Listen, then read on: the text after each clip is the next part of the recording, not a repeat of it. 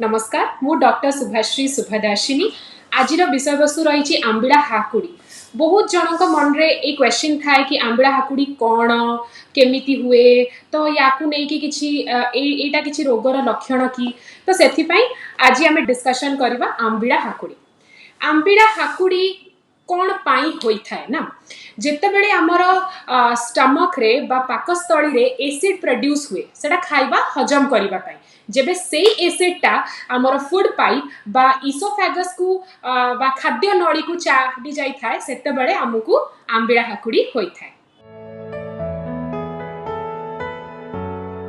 आंबिड़ा हाकुड़ी समस्ते केबे ना केबे तो एक्सपीरियंस करी ही थिबे। एटा गोटे कौन कॉमन जिनस जोटा कि माने थरे दुई थर हेले एटा ठीक अच्छी तो जदि हमको थरे दुई थर होउची ताले हमें भाबी दबा कि माने किछि गोटे हमें खाई देइचे या फिर भोजी भोजी खाई देइचे या फिर फास्ट फूड या स्पाइसी फूड खाई देइचे सेथि पई होउची। जदि एटा परसिस्टेंटली हमको होउची जेमति कि 1 to 2 days जाय रहउची कि सप्ताह सप्ताह धरि होउची तेबे एटा रोगर लक्षण। तेबे को रोगर लक्षण गोटे थाए GERD गैस्ट्रोइसोफेजियल रिफ्लक्स डिजीज। तो एथरे कौन हे थाए ना आमर जो पाकस्थली रे जो खाइबाटा थाए सेटा खाद्य नली को आसी जाए माने इसोफेगस बा फूड पाइप को आसी जाए जेतेबेले सेटा आसी जाए हमकु आंबिड़ा हाकुड़ी हुए।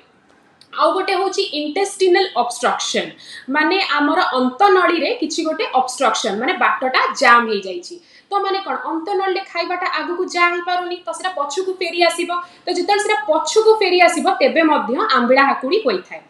आउ गोटे जदि परसिस्टेंटली आंबिड़ा माने सबु माने लागी रहुची हमकु जदि आंबिड़ा हाकुड़ी ताले एटा स्टमक कैंसर माने पाकस्थली रो कैंसर आडु को कर्कट रोगर भी लक्षण होई थाए।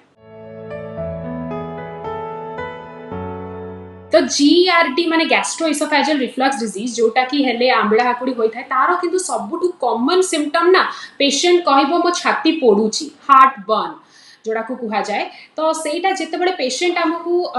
चेस्ट पेन की कहबो छाती पोडुची कि एपिगैस्ट्रियम ए रीजन रे पेन होउची तो मेजॉरिटी टाइम रे हम एटा भाबु कि अरे हार्ट अटैक हेई गला कि बट ना वो तारो गैस्ट्रिक कॉज को गले हमें जाऊं कि खाइबाटा जेतु एसिडटा खाद्य नली को आसी जाईची सेई जोगु ताकू सेई चेस्ट पेनटा होउची। और जेतले खाद्य जिनसटा हम तंटी को आसी थाए ना सेतले हमकु गोटे रिगर्गिटेशन जोटा तंटी रे किछि गोटे लागिबा खसखस लागिबा सेई टाइप रो फीलिंग हमकु गोटे अनुभव होई थाए। आउ जेतेबेले सब बेले एसिडटा यदि हम तंटी को आसिले हमर वॉइसटा भी खड़खड़ माने जो होर्सनेस ऑफ वॉइस जोटा कुआ जाय खां खां सुबिबा वॉइस सेटा मध्ये होई थाए। आउ जदि से खाइबा खाई कि ना जस्ट सोई पड़ीची तो जता रिगर्गिटेशन छाती पोड़ला तता निद मध्ये पेशेंट्स कर भांगी जाए गोटे गोटे टाइम रे पेशेंट को तो डर भी लगे कि आमे खाइबू ना नहीं खाइबा पर तो पुणी हम छाती पोड़ुची ये करूची तो ए सब जिनस मध्ये ता सांगरे होई थाए। आउ रहिला स्टमक कैंसर जेतेबेले हुए ता सहित तो ए आंबिड़ा हाकुड़ी सहित पेशेंट रो एपेटाइट माने खाद्य खाइबार इच्छा सेटा कमी जाई थाए ता सहित वेट लॉस मध्ये होई थाए। आउ इंटेस्टिनल ऑब्स्ट्रक्शन जदि हैला माने जोटा अंतनली रो जोटा जदि बाटटा बंद हे जाईची तो सेही केस रे पेशेंट कौन कहबो हमकु रोगी कहबो कि मो पेटटा काटुची आउ ता पेटटा ब्लोटेड बा डिस्टेंडेड माने फुली की रही थाए। जदि एटा सबु बेले रहिला तो माने सबु बेले कोन सबु बेले माने हमर जो स्टमक रु माने पाकस्थल रु सब बेले खाइबाटा खाद्य नली को आसिला जदि सबु बेले एसिडटा माने बिकॉज़ ए जो खाद्य सहित एसिड मिसी की अछि सेना तो ऑलरेडी स्टमक या ये को पड़ै छी ना तो सेटा तळे बारंबार हम खाद्य नली को आसी थाए तो बैरेट्स इसोफेगस बोली गोटे कंडीशन अछि तो सेथरे कोन हे थाए ना नॉर्मली हमर जो इसोफेगसटा थाए सेटा नॉन केराटिनाइज स्ट्रैटिफाइड स्क्वामस एपिथेलियम तो हमर नॉर्मल इसोफेगस रे गोटे सेटा गोटे टाइप ऑफ लाइनिंग थाए माने सेटा गोटे टाइप ऑफ सेल थाए बट जदि ताको बारंबार हमें ताको माने टॉर्चर करी थाउ से एसिड आसी थाए से निजर गोटे डेवलपिंग मेकानिज्म गोटे से स्टार्ट करे तार गोटे निजर प्रोटेक्टिव मेकानिज्म तो सेटा से डिफेंसिव मेकानिज्म ताको को इसोफेगस निजु को बंचेया पई से कोन करे ना तार जो एपिथेलियम टाको चेंज करी दे माने ता सेल रो टाइप टा चेंज हे जाए तो से गोटे कॉलुमनार हे जाए तो जेता बडे कॉलुमनार हे जाए तो कॉलुमनार कोन म्यूकस सिक्रीट करंती माने लाळ सिक्रीट करंती तो सेही लाळ रे ताकि टिके कष्टटा कम होबो बट ए जेता बडे बैरेट्स इसोफेगस टा हुए एटा दि बहुत दिन पर एटा इसोफेजियल कैंसर कॉज करे माने खाद्य नळीर कैंसर को गति करि थाए। दीटा भाग गोटे होची नॉन फार्माकोलॉजिकल या नॉन मेडिसिनल माने मेडिसिन न खाई कि केमिति आमे ठीक हबा आउ गोटे तो ऑब्वियसली मेडिसिनल। तो ए टॉपिक रे आंबिला हाकुड रे बेसी रु बेसी हमर नॉन मेडिसिनल ट्रीटमेंट बहुत इंपोर्टेंट। ता भितर लाइफस्टाइल मॉडिफिकेशन कौन आमर बंचिबार शैली आमे जो वे रे बंचुचु माने आमे जो लाइफ लीड करूचु ता भितर मॉडिफिकेशन कौन ओबेसिटी माने बीएमआई अधिक रहिबा मोटापा से जिनस से मोटापाटा को हमको कमेबार अछि बिकॉज मोटापा रहिले अधिक मोटा हेले ओजन बढ़ले ए जो खाद्य नळी को बार बार आसीबो। ता सहित आउ कोन अछि नियमित ओजन कमेया पय आपण कोन करि परिबे एक्सरसाइज करि परिबे 30 रु 45 मिनिट जिते बड़े आपको टाइम मिलुछि सकाळे मिलुछि तो सकाळे करंतु बिकॉज समस्त व्यस्त जीवन कहा कार ऑफिस 8टा बड़े स्टार्ट हुए कहा को सकाळे उठी की स्कूल टीचर्स माने हेले 7टा रु स्कूल जानती तो जदि आपण मॉर्निंग आवर रे टाइम दे पारनांती तो इवनिंग रे टाइम दियतु 30 रु 45 मिनिट टिके चलंतु ताकि ओजन आपण ठीक रहिबो। ता सहित आउरी होचे हमको खाद्य रे माने खाद्य खाइबा शैली रे परिवर्तन सेटा केमती सांग सांगे जेबे आपण खाइबा खाइबे सांग सांगे सोई जिबेनी। हम इंडियंस मानकर गोटे हैबिट अछि हम सब 3टा मील नबु दिन को मेंचे वाला माने हेवी मील नो बट से हेवी मील को नियंतुनी एल्स कोन करंतु ता बरते आपण 5टा रु 6टा मील नियंतु माने कम अमाउंट रे खांतु सेटा खाइबा द्वारा खाद्यटा एका संगे बहुत खाइले सेटा रिगर्गिटेशन माने आउथरे बैक फ्लो कि खाद्य नळी को आसीबार चांस टा बढ़ी जाय थाए बट आपण जेतेबेले अल्प अल्प खाइबे कम खाइबे तो सेटा चांस टा ऊपर को आसीबार कम थाए तो आपण को सिम्पटम्स भी कष्ट भी कम हबो तो डिवाइड करी खांतु। आउ कोन करि परिबे जदि आपण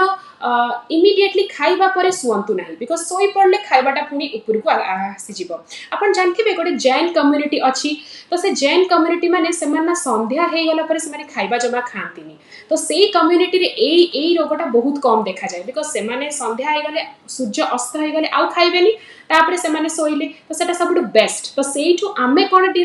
माने डिराइव करि परिबा जदि हमको राति 10टा रे सोइबारे अछि तो 8:30 सुधा आमे हमर डिनर कंप्लीट कर देबा ताकि सोइबा और खाइबा भीतर एटलीस्ट 1 to 1.5 आवर गैप रहिबो। ता सहित इमिडिएटली पानी पियंतु नहीं को भी मील खाइला परे सांग सांगे पानी पियंतु नहीं आधा घंटा